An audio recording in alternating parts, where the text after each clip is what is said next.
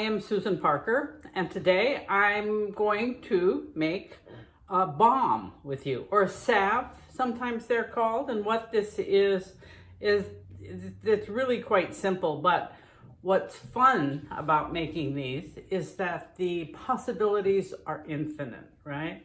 So it's a bit of wax, it's a bit of butter, a bit of oil, and a scent, if that's what you want. So today, we are getting started. I'm going to tip the camera down and then kind of work down here now. So here we go. And, okay, so, what I had started to do is I had melted beeswax, half an ounce of beeswax, and I'm going to turn that up a bit so it'll speed along. And then I added some butter. Now this is Cupuacu butter, and it's a wonderful butter. It's related to cocoa butter. It's a bit softer, as you can see. I had it melted, and then I was preparing this for you, and it stiffened up on me. But that's okay. We can put it back on the heat. Put that over there.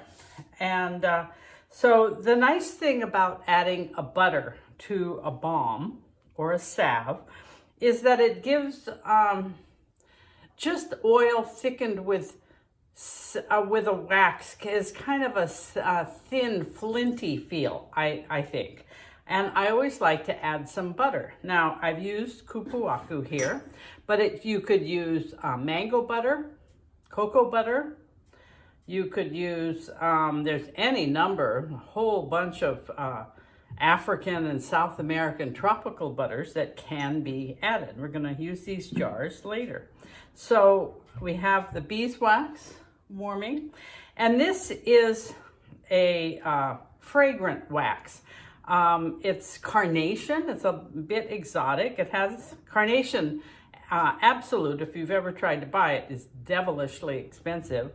This is a lot less expensive. I'm not sure if this amount is going to be the right amount of scent, but what this is a it's a byproduct of making the absolute. That's what often these fragrant waxes, sometimes called floral waxes, sometimes called pseudo waxes. You can't depend on them to stiffen your balm, though. They are strictly for scent. So we're going to get these melting over here. Okay. I'm going to let that melt, and we're trying not to over melt it. And then, so those I had pre-measured. And what we have here is 2 oils. Now, this is a rice bran oil, and I thought we'd keep with the theme of the grasses and the grains, and here is wheat germ oil. So as soon as these waxes, the fragrant wax, the beeswax, the Cupuacu, and the fragrant wax, soon as that is completely melted, I will bring the pan over. It's almost melted. You can you see? There's a little bit of, we'll just let the heat of the pan kind of finish up there. All right, and so that is the melted, and then we'll add, I'm gonna add the wheat germ first, only because it was colder, so it won't stiffen up so much.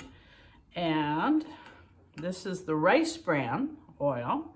We're going to add this.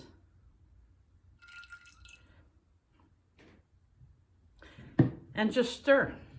Now at this point we could add essential oil. I did add the fragrant wax, so perhaps we won't need additional scenting, but you can add color, lots of things. Sometimes the fragrant waxes are very colorful, and they can, and it's just mix it, make sure it's well mixed, kind of stir it around, and then we can just pour into the jar.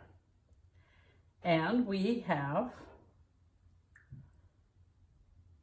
balm. There's a little bit left, but I'm going to leave that like that for now. And as in a cooking show, this is a balm that I made with the same ingredients yesterday. Okay, it is I'm going to move this bit out of the way.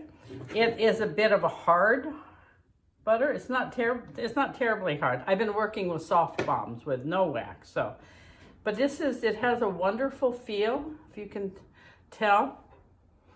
It has a little tiny bit of scent, wonderful skin feel properties, and covering. The nice thing about a balm is that they do well for travel. If you have ever tried to travel with bottles of oil, and perhaps you go to a warm country or a warm part of where you live, or you know, just in the summertime, oils can be very fluid. When they're warm, they kind of can wick up out of a bottle and cause quite a lot of mess, especially if you are traveling. And so that's why balms make really quite lovely travel combinations. You can make them with all your favorite oils for use on your face, or just use some simple oils for use on your hands and feet, and any part that needs protection while you're on the road. So that is our little balm tutorial. Very simple to do. And you can consider color. We could add orange oils, and that would have created different colors. Different waxes can be very colorful. We can add some essential oils can add color. There's lots of possibilities, and perhaps we'll go into that in the next video. So thank you for joining me, and have fun making.